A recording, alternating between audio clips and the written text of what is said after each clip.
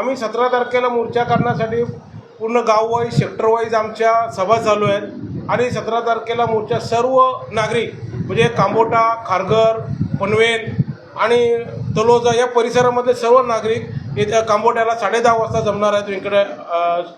हॉटेलच्या जिथून जलवाहिनी जातोय त्या जलवाहिनीजवळ तो कॉक फिरवण्यासाठी येणार आहे.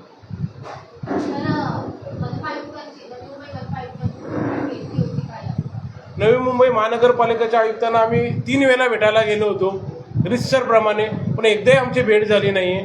त्याच्यामुळे आम्ही त्यांना निवेदन त्यांच्या कार्यालयामध्ये देऊन आलेलो आहोत आणि या संदर्भात मी स्वतः महापौरांशी वैयक्तिक भेटूनसुद्धा बोललो, दूरध्वनीवरूनसुद्धा कालसुद्धा बोललो त्यांच्याशी आणि विरोधी पक्ष नेत्यांना सुद्धा भेटलेलो आहोत या संदर्भात सुद्धा.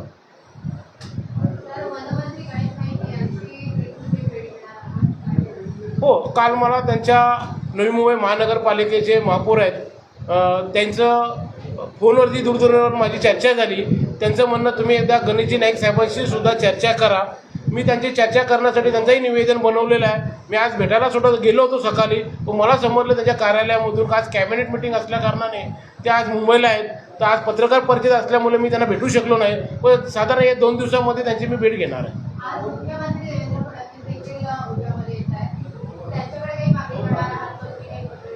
हो, त्यांना मी ऑलरेडी राज्याचे जे मुख्यमंत्री देवेंद्र फडणवीस साहेब आहेत तर त्यांच्याकडे पत्र दिलेलं आहे, रितसर ईमेलसुद्धा केलेलं आहे. आजच्या पनवेलमध्ये जे उरणमध्ये येणार आहेत त्याच्यामुळे मी रितसर त्यांनासुद्धा निवेदन देणार आहे.